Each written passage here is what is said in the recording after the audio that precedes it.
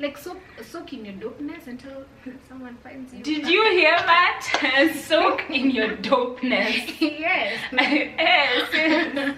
Let me bring offering basket.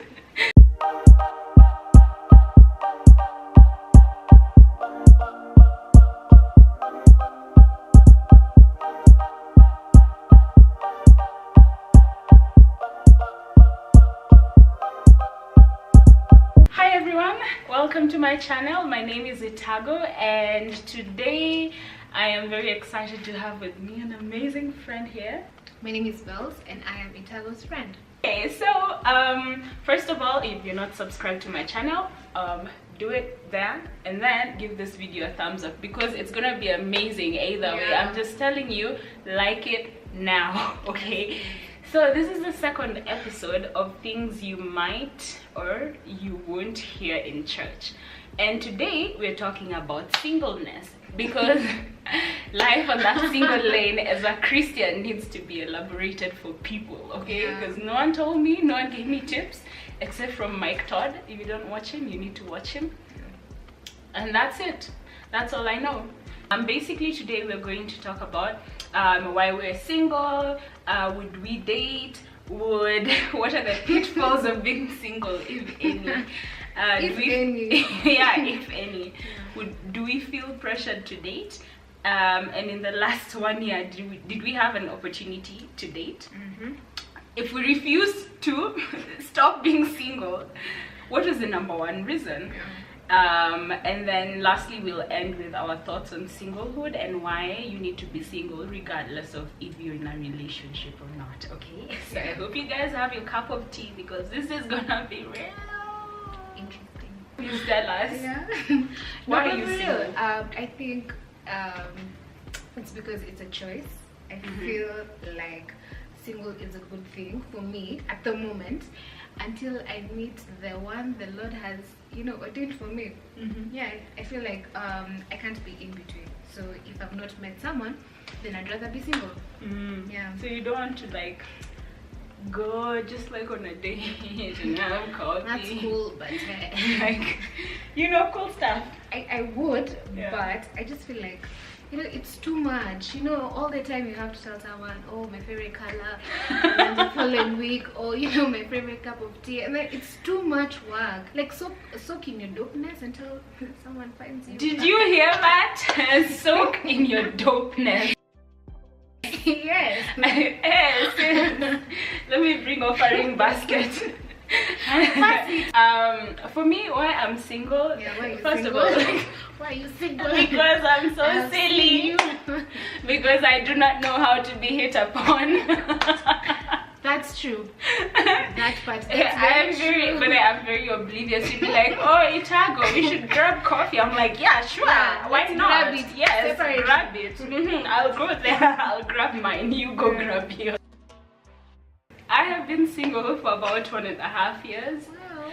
I need a fun. It feels so long. Anyway, for you or for me? For others. I've been single for 1.5 years. And I went into singlehood as a decision because I was coming out of the relationship that I was coming out of. I realized that was not the person for me, regardless of what they said about it. And I was going through a season where really God was affirming who He is in my life. And He was affirming the kind of love that I needed or that I was trying to get from men. So my journey into singlehood was through the affirmation that God was giving me about myself. It's the same thing. Single by God's choice. By God's choice. So when once like God starts showing you things about yourself, things about other people, even the person you're with, and just like showing you this is really what I desire for you to have in a loving relationship. When He starts showing you that, like honestly, you just start thinking through things so much. So differently. And you really cannot like just stay where you are. Okay, it depends with you. You can choose to stay. But for me, I was just like, okay, I cannot stay in this relationship because I know what God wants for me. I mean, okay, for me, the opportunity to date, man, it's always there. The DMs are always coming. Yes, not like that, but you know, no, it's okay. Once in like a while, once in a while per DM, per annual. But anyway, you do understand. Yeah. But I always feel like because this thing, okay, as a Christian, I'm speaking from like a Christian perspective. I can't afford to just be out there with everybody, because this is the thing, God is always trying to protect your heart, you know, because of what he's investing in you, and you don't know other people like that. That's true. So you cannot like decide, oh, you know what, I'm just gonna date around, and then there's so much to invest emotionally, spiritually.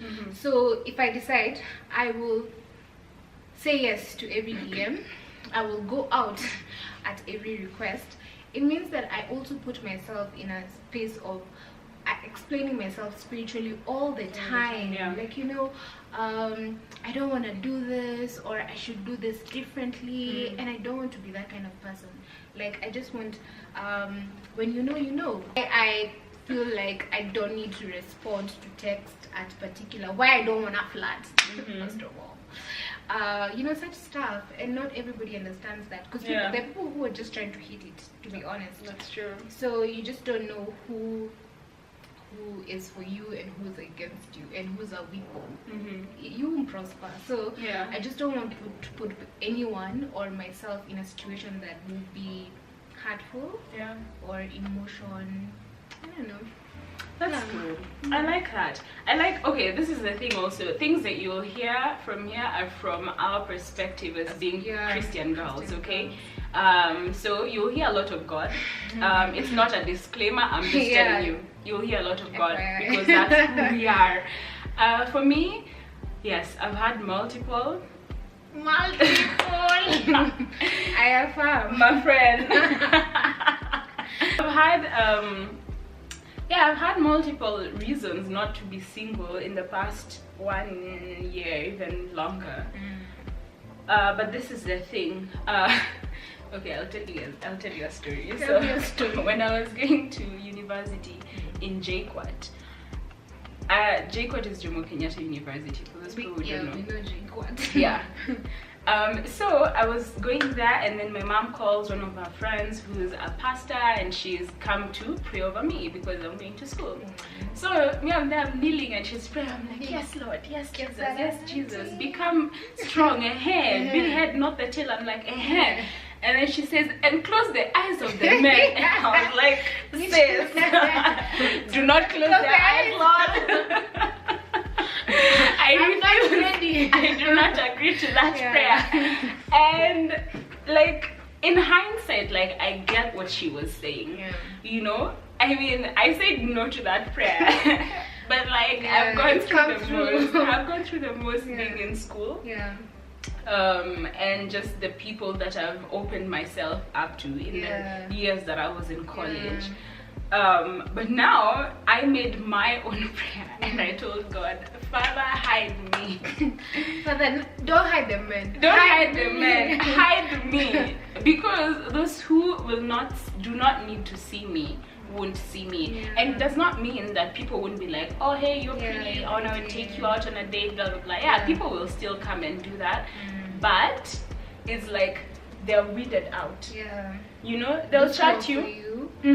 Those who are for you, you'll see. Those who are not for you, those who your purpose is not aligned, which is a lot of them, you will see, and they'll just like fall off. Can I say something though? I always find this, if it's not God, no one gets to the semi-finals. That's not even the quarters. No one gets to the quarters. I feel like it's such someone said this, and I thought it was so dope, that if it's by God, it will always be inspired by God. Yes. But if you force issues, you will keep forcing issues your whole, your whole time, your whole relationship. So you know what?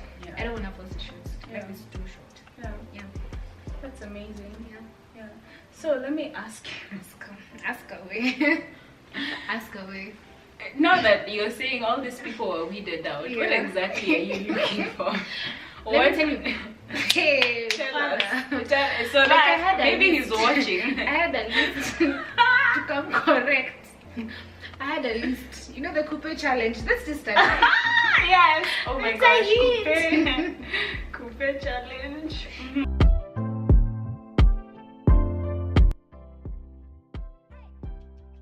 Yeah.